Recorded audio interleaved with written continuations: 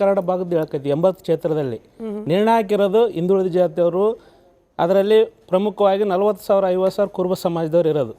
ಅಂಥ ಕ್ಷೇತ್ರಗಳಲ್ಲಿ ಸಿದ್ದರಾಮಯ್ಯನ ಹಿಂದೆ ಬಿದ್ದು ಇವತ್ತು ಎಕ್ಸಾಂಪಲ್ ಮುಂದುವರೆದವರು ಲಿಂಗಾಯತರು ಗೆಲ್ಲಬೇಕಾದ್ರೂ ಕುರುಬರು ಮತನೇ ಸಿದ್ದರಾಮಯ್ಯ ನಡ್ಕೊಂಡೇ ಹೋಗೋದವರು. ಇವತ್ತು ಆ ನಿಟ್ಟಿನಲ್ಲಿ ಸಿದ್ದರಾಮಯ್ಯನ ಶಕ್ತಿ ಇದ್ದದಕ್ಕೆಲ್ಲ ಕಾಂಗ್ರೆಸ್ನಾಗ ಆ ಸ್ಥಾನಮಾನ ಕೊಟ್ರ. ಅವ್ರ ಶಕ್ತಿ ಇಲ್ಲ ಅಂದ್ರೆ ಯಾಕೆ ಕೊಡ್ತಿದ್ರು? ಡಿ ಕೆ ಶಿವಕುಮಾರ್ ಅವ್ರಿಗೆ ಶಕ್ತಿ ಇಲ್ಲ ಅಂತ ಹೇಳ್ತಿದ್ರೆ ಯಾರು ಶಕ್ತಿ? ಅವ್ರದ್ದು ಒಂದು ರೀತಿಯಲ್ಲಿ ಶಕ್ತಿ ಇರ್ಬೋದು, ಇವ್ರದ್ದು ಒಂದಲ್ಲಿ ಜನ ಆಕರ್ಷಣೆ, ಜನ ಮಾಸ್ ಲೀಡರ್ ಕ್ರಿಯೇಟ್ ಇರೋದು ಸಿದ್ದರಾಮಯ್ಯಗೆ. ಇವರು ಆರ್ಥಿಕವಾಗಿ ಸಂಪನ್ಮೂಲ ಮಾಡಿರ್ಬೋದು, ಇಲ್ಲಂತನಲ್ಲ. ಯಾಕಂದ್ರೆ ಇವತ್ತಿನ ದಿನ ಅಲ್ಲಿ ಏನು ಹೈಕಮಾಂಡಲ್ಲಿ ಏನು ಮಾತುಕತೆ ಆಗೋದು ಏನಾಗೋದು ನಮಗೂ ಗೊತ್ತಿಲ್ಲ, ನಿಮಗೂ ಗೊತ್ತಿಲ್ಲ. ಅದು ಹೈಕಮಾಂಡ್ ಅವ್ರು ಸ್ಪಷ್ಟಪಡಿಸ್ಬೇಕು ನಿಖರವಾಗಿ. ಈಗ ಶಾಸಕಾಂಗ ಸಭೆ ಆಯ್ಕೆ ಮಾಡಿದ್ದ್ಯಾರು? ಶಾಸಕರನ್ನ ಆಯ್ಕೆ ಮಾಡಿದ್ದ್ಯಾರು? ಪ್ರಜೆಗಳು. ಸರಿ, ಇದು ಇವರು ನಿರ್ಧಾರ ಮಾಡಬೇಕು ಹೈಕಮಾಂಡ್. ಮೇಡಮ್, ಇಲ್ಲಿ ಸ್ವತಂತ್ರ ಬಂದರ ನಂತರ ಏನೆಲ್ಲ ರಾಜಕೀಯ ಬೆಳವಣಿಗೆಗಳಾಗಿವೆ, ಯಾರು KPCC ಅಧ್ಯಕ್ಷರಾಗಿರ್ತಾರೋ ಅವರ ನೇತೃತ್ವದಲ್ಲಿ ಕಾಂಗ್ರೆಸ್ ಬಹುಮತ ಪಡೀತದೋ ಅಂಥ ಸಮಯದಲ್ಲೆಲ್ಲ KPCC ಅಧ್ಯಕ್ಷರೇ ಮುಖ್ಯಮಂತ್ರಿಗಳು ಹಾಕ್ಕೊಂಡು ಬಂದಿದ್ದಾರೆ. 2023 ಆಗ್ಬೇಕಿತ್ತು ಸರ್. 13ರಲ್ಲಿ ಇಲ್ಲ, ಅವರು ಪರಮೇಶ್ವರ್ ಸಾಹೇಬರು ಅವಾಗ ಸೋತಿದ್ರು. ಅಲ್ಲ, ನಾನು ಈಗ ಗೆದ್ದಾಗ ಹೇಳ್ತಿದ್ದೀನಿ, ಮಾಡೋಂಗಿದ್ರೆ KPCC ಅಧ್ಯಕ್ಷರನ್ನೇ ಸಿಎಂ ಮಾಡಬೇಕು ಅಂದಿದ್ರೆ ಮೇನಲ್ಲಿ ಚುನಾವಣೆ ನಡೆದಾಗ್ಲೇನೆ ಡೈರೆಕ್ಟ್ ಆಗಿ ಡಿ ಕೆ ಶಿವಕುಮಾರ್ ಅವರನ್ನೇ ಸಿಎಂ ಮಾಡಬೇಕಿತ್ತು. 2023ರಲ್ಲಿ ನಮ್ಮ ಕಾಂಗ್ರೆಸ್ ಹೈಕಮಾಂಡ್ ಏನು ಮಾಡ್ತು, ಈ ಗೊಂದಲಗಳು ಬೇಡ ಅಂತ ಹೇಳಿ ಏನು ಇವರೆಲ್ಲ ಗೊಂದಲ ಸ್ಟಾರ್ಟ್ ಮಾಡೋದಕ್ಕೆ ಹಿರಿಯರಿದ್ದಾರೆ, ಅನುಭವಸ್ಥರಿದ್ದಾರೆ. ಒಂದು ಸಲ 2.5 ವರ್ಷ ಅವ್ರು ಕೂಡ 2.5 ವರ್ಷ ಮತ್ತೆ ನೀವು ಆಗುವರೆ ಅಂತ ಒಪ್ಪಿಸಿದ್ರು. ಆವಾಗಲೇ ಅವರು ಮುಖ್ಯಮಂತ್ರಿಗಳಾಗಬೇಕಿತ್ತು, ಅದನ್ನು ತಪ್ಪಿಸಿದ್ದಾರೆ.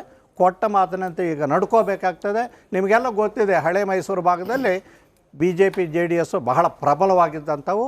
ಡಿ ಕೆ ಶಿವಕುಮಾರ್ ಅವರು ಮುಖ್ಯಮಂತ್ರಿ ಆಗಬೇಕು ಅಂತಲೇ ಈ ಭಾಗಗಳಲ್ಲಿ ಇವತ್ತು ಕಾಂಗ್ರೆಸ್ಗೆ ಅತ್ಯಂತ ಹೆಚ್ಚಿನ ಬಹುಮತ ಬಂದಿರುವುದು.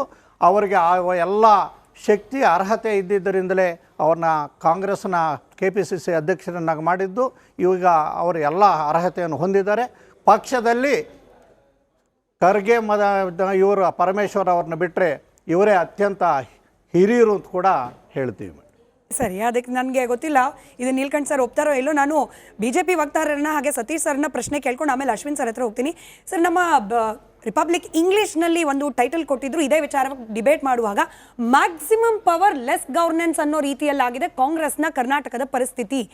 ಬಲ ಪ್ರದರ್ಶನದಲ್ಲಿ ಯಾರು ಕಮ್ಮಿ ಇದ್ದಾರೆ ಸರ್? ಸಮುದಾಯದ ಪರವಾಗೂ ಬ್ಯಾಟ್ ಬೀಸ್ಕೊಳ್ಳೋರೇನು, ಶಾಸಕರ ಬಲ ಪ್ರದರ್ಶನ ಮಾಡೋರೇನು, ಮಾಸ್ ಲೀಡರ್ಶಿಪ್ ವರ್ಸಸ್ ಸಂಪನ್ಮೂಲ ಅಂತ ಹೇಳಿ ಬಲ ಪ್ರದರ್ಶನ ಮಾಡೋದೇನು? ಬಲಕ್ಕೇನು ಕೊರತೆ ಇಲ್ಲ ಸರ್, ಆ ಬಲ ನೆಲದಲ್ಲಿ ವರ್ಕ್ ಆಗ್ತಾ ಇಲ್ಲ. ಸರ್ಕಾರದ ಆಡಳಿತ ಯಂತ್ರ ಮೂವ್ ಆಗ್ತಾನೆ ಇಲ್ಲ, ಹಂಗಾಗೋಗಿದೆ ಪರಿಸ್ಥಿತಿ.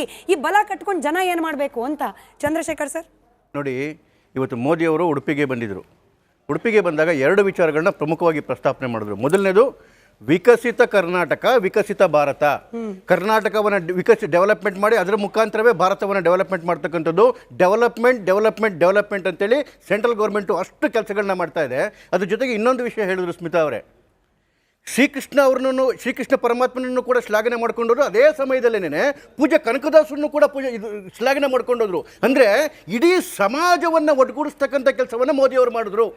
ಒಂದ್ ಕಡೆಗೆ ರಾಜ್ಯ ಮತ್ತೆ ದೇಶವನ್ನ, ರಾಷ್ಟ್ರವನ್ನ ಒಂದುಗೂಡಿಸ್ತಕ್ಕಂಥ ಡೆವಲಪ್ಮೆಂಟ್ ಮುಖಾಂತರ ಒಂದುಗೂಡಿಸ್ತಕ್ಕಂಥ ಒಂಥರ ಕೆಲಸ ಮಾಡಿದ್ರೆ, ಇಡೀ ಸಮಾಜವನ್ನ ಬೇರೆ ಬೇರೆ ಸಮುದಾಯಗಳನ್ನ ಒಂದುಗೂಡಿಸ್ತಕ್ಕಂಥ ಕೆಲಸವನ್ನ ಪ್ರಧಾನಮಂತ್ರಿ ಮಾಡ್ತಾ ಇದ್ರೆ, ಈ ಕರ್ನಾಟಕದ ಪರಿಸ್ಥಿತಿ ನೋಡಿ. ಡೆವಲಪ್ಮೆಂಟ್ ಅನ್ನೋದು ನೀವೇ ಆಗಲೇ ಹೇಳಿದ್ರಿ, ಈ ಸರ್ಕಾರ ಬದುಕಿದೆಯಾ ಸತ್ತಿದೆಯಾ ಅನ್ನೋದೇ ಗೊತ್ತಿಲ್ಲ. ಡೆವಲಪ್ಮೆಂಟ್ ಮುಗಿದೋಗಿದೆ, ರೈತರ ಬಾಳು ಬೀದಿಗೆ ಬಿದ್ದೋಗಿದೆ. ಇವತ್ತು ಹೆಣ್ಮಕ್ಳು ಬದುಕಕ್ಕೆ ಸಾಧ್ಯ ಇಲ್ಲ. ಅದು ಬಿಟ್ಬಿಡಿ, ಸಮಾಜವನ್ನ ನೇರ ಹೊಡಿತಕ್ಕಂಥ ಪ್ರಕ್ರಿಯೆ ರೀ.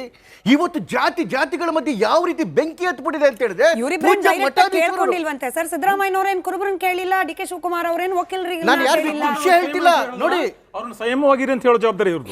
ಒಂದು ನಿಮಿಷ, ಯಾವುದನ್ನು ಕೂಡ ಬಹಿರಂಗವಾಗಿ ನಡೆಯೋದಿಲ್ಲ ಸ್ಮಿತಾ. ನೀವು ರಿಪೋರ್ಟರ್ ಇದ್ರಿ, ಒಳಗಡೆ ಯಾವ ರೀತಿ ನಡೆಯುತ್ತೆ ಅಂತ ಹೇಳಿ ನಾನು ಹೇಳ್ತಿರ್ತಕ್ಕಂಥದ್ದು. ಅವು ವ್ಯಕ್ತಿ ಆಗ್ತಾರೆ, ಈ ವ್ಯಕ್ತಿ ಆಗ್ತಾರೆ, ಬೇರೆ ಪ್ರಶ್ನೆ. ಆದರೆ ವ್ಯಕ್ತಿಗಳನ್ನು ಬಿಟ್ಬಿಟ್ಟು ಸಮುದಾಯಗಳ ಮಧ್ಯೆ ಇವತ್ತು ಬೆಂಕಿ ಹತ್ತುತ್ತಾ ಇದೆಯಲ್ಲ, ಇದು ಇಡೀ ಸಮಾಜಕ್ಕೆ ಬೆಂಕಿ ಹತ್ಬಿಡುತ್ತೆ ಅಂತೇಳಿ. ಕೇವಲ ಸಮಾಜಕ್ಕಲ್ಲ, ಇಡೀ ರಾಜ್ಯಕ್ಕೆ, ದೇಶಕ್ಕೂ ಕೂಡ ಇದು ಬೆಂಕಿ ಇಡ್ತಕ್ಕಂಥ ಪರಿಸ್ಥಿತಿ ಆಗುತ್ತೆ. ನಾನು ಒಂದು ಮಾತು ಮಾತ್ರ ಬಹಳ ಸ್ಪಷ್ಟವಾಗಿ ಹೇಳಲಿಕ್ಕೆ ಇಷ್ಟಪಡ್ತೇನೆ ಸ್ಮಿತಾ. ಇವ್ರು ಯಾರಿಗಾರು ಆತ್ಮ ಅನ್ನೋದಿದ್ರೆ ಅವ್ರು ಅವಲೋಕನ ಮಾಡ್ಕೊಂಡು ಬರಲಿ. ಡಿಸೆಂಬರ್ 8ನೇ ತಾರೀಕಿಂದ ವಿಧಾನಸಭಾ ಅಧಿವೇಶನ ಶುರುವಾಗ್ತಿದೆ. ರೈತರ ವಿಷಯ ದೊಡ್ಡ ಮಟ್ಟದಲ್ಲಿ ಚರ್ಚೆಗೆ ಬರ್ತದೆ, ಉತ್ತರ ಕರ್ನಾಟಕದ ವಿಷಯ ದೊಡ್ಡ ಮಟ್ಟದಲ್ಲಿ ಚರ್ಚೆಗೆ ಬರ್ತದೆ, ಭ್ರಷ್ಟಾಚಾರದ ವಿಷಯ ಬರ್ತದೆ, ಕಾನೂನು ವಿಷಯ ಬರ್ತದೆ.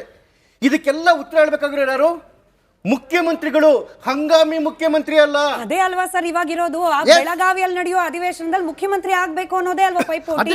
ಇರೋರೇ ಕೂರ್ತಾರ ಅಥವಾ ಹೊಸಬ್ರು ಬಂದ್ ಕೂರ್ತಾರ, ಅದೇ ಪೈಪೋಟಿ. ಅಷ್ಟೊಳಗೆ ಯಾರನ್ನ ಪಡ್ಕೊಂಡು ಒದ್ದಾಡಿ ನೀವು ನಾವು ಕೇಳ್ತಾ ಇರ್ತಕ್ಕಂಥದ್ದು 8ನೇ ತಾರೀಕಿನ ನೀವು ವಿಧಾನಸಭಾ ಅಧಿವೇಶನ ಒಳಗಡೆ ಬರ್ತಿರಲ್ಲ, ಒಬ್ಬ ನಿಜವಾದ ಯಾರು ಪರ್ಮನೆಂಟ್ ಸಿಎಂ ಇರ್ತಾರಲ್ಲ ಅವರು ಬರ್ಲಿ. ಹಂಗಾಮಿ ಇಟ್ಕೊಂಡ್ ಬರ್ಬೇಡಿ. ಯಾಕೆ ಹಂಗಾಮಿ ಅಂದ್ರೆ ಇವರ MLA ಗಳಿಗೆ ಇವರ ಮುಖ್ಯಮಂತ್ರಿ ಮೇಲೆ ನಂಬಿಕೆ ಇಲ್ಲ, ಇವರ ಮಿನಿಸ್ಟರ್ಗಳಿಗೇನೆ ಇವರ ಮುಖ್ಯಮಂತ್ರಿ ಮೇಲೆ ನಂಬಿಕೆ ಇಲ್ಲ. ಇವರ MLA ಮಿನಿಸ್ಟರ್ ನಂಬಿಕೆ ಇಲ್ದಿದ್ಮೇಲೆ ಇವ್ರು ರಾಜ್ಯಕ್ಕೆ ಏನ್ರಿ ನ್ಯಾಯ ಕೊಡಕ್ ಸಾಧ್ಯ? ರೈತರಿಗೆ ಉತ್ತರ ಕೊಡಕ್ ಸಾಧ್ಯ? ಇವತ್ತು ವಿಧಾನಸಭೆ ಒಳಗಡೆ ಪ್ರತಿಯೊಬ್ಬರಿಗೂ ಉತ್ತರ ಕೊಡಬೇಕಾಗಿದೆ. ಹಾಗಾಗಿ ಇವತ್ತು ನೀವು ಒಳಗಡೆಗೆ ಬರ್ಬೇಕಾದ್ರೆ ಒಬ್ಬ ಹಂಗಾಮಿ ಮುಖ್ಯಮಂತ್ರಿ ಅಲ್ಲ. ನೋಡಿ ಎಂತ ದುರಂತ ಅಂತ ಹೇಳಿದ್ರೆ Smita, deputy chief minister of A state ಒಂದು ಜೈಲಲ್ಲಿ ಹೋಗಿ ಕೈದಿಗಳ ಜೊತೆ 2 ಗಂಟೆ ಕೂತ್ಕೊಂತಾರ್ರಿ. ಯಾವ ವಿಚಾರಕ್ಕೆ? ಇರ್ತಕ್ಕಂಥ CM ಇಳಿಸ್ರಿ ಅಂತ ಹೇಳಿ. ಅದು ನಿಮ್ಮ ಹತ್ರ ಹೇಳಿದ್ರ ಸರ್? ಇನ್ನು 2 ಗಂಟೆ ಕೂತ್ಕೊಂಡು ನೀವೇ ತೋರಿಸಿದ್ರಿ ಸಹಿ ಸಿಗರಕ್ಕೋಸ್ಕರ ನೀವು ಜೈಲ್ಗೆ ಹೋಗಿ ಮಾಹಿತಿ ನಾವು ಕೊಟ್ಟಿದ್ದೀವಿ. ನಾವು ಬಲ್ಲ ಮೂಲಗಳಿಂದ ಮಾಹಿತಿ ಅಂತ ಹೇಳಿದೀವಿ. DK ಶಿವಕುಮಾರ್ ಅವರೇ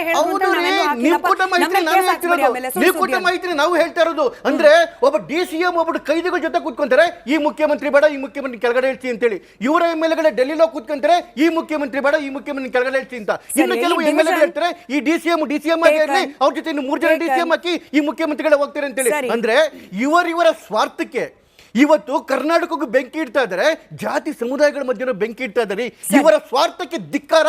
ಮೊದಲು ಈ ದರಿದ್ರ ಸರ್ಕಾರ ತೊಲಗಬೇಕು, ರಾಜೀನಾಮೆ ಕೊಟ್ಟು ಹೋಗಿ ನೀವು. ತೊಲಗಬೇಕು. ಚುನಾವಣೆ ಸರ್ಕಾರಕ್ಕಲ್ಲ, ನಮ್ಮ ಜನರಿಗೆ ಹೊಣೆ.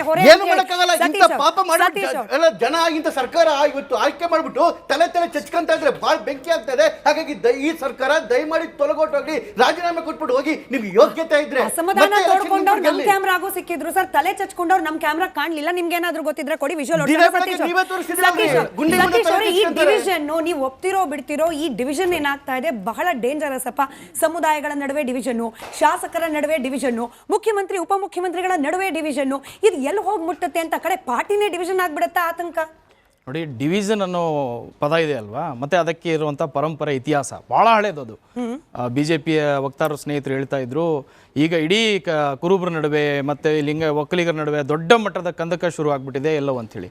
ನಾನು ಅವರಿಗೆ ಇತಿಹಾಸವನ್ನು ನೆನಪಿಸಿಗೆ ಬಯಸ್ತೀನಿ. ಯಡಿಯೂರಪ್ಪನವರು ಬಿಟ್ಟು ಹೋಗಬೇಕಾದ್ರೆ, ಅಧಿಕಾರವನ್ನು ವಿತ್ ಕೋರ್ಟ್ ಅಧಿಕಾರ ತ್ಯಾಗ ಮಾಡಬೇಕಾದ್ರೆ ಇಡೀ ಲಿಂಗಾಯತ ಸ್ವಾಮೀಜಿಗಳು ಬೆಂಗಳೂರಿನಲ್ಲಿ ಯಾವ್ಯಾವ ಪದಗಳನ್ನು ಮಾತಾಡಿದ್ರು, BJPಯ ಹೈಕಮಾಂಡ್ಗೆ ಯಾವ್ಯಾವ ಬೆದರಿಕೆಗಳನ್ನು ಹಾಕಿದ್ರು ಅನ್ನುವಂಥದ್ದನ್ನು ಇತಿಹಾಸ ನೋಡಿದೆ.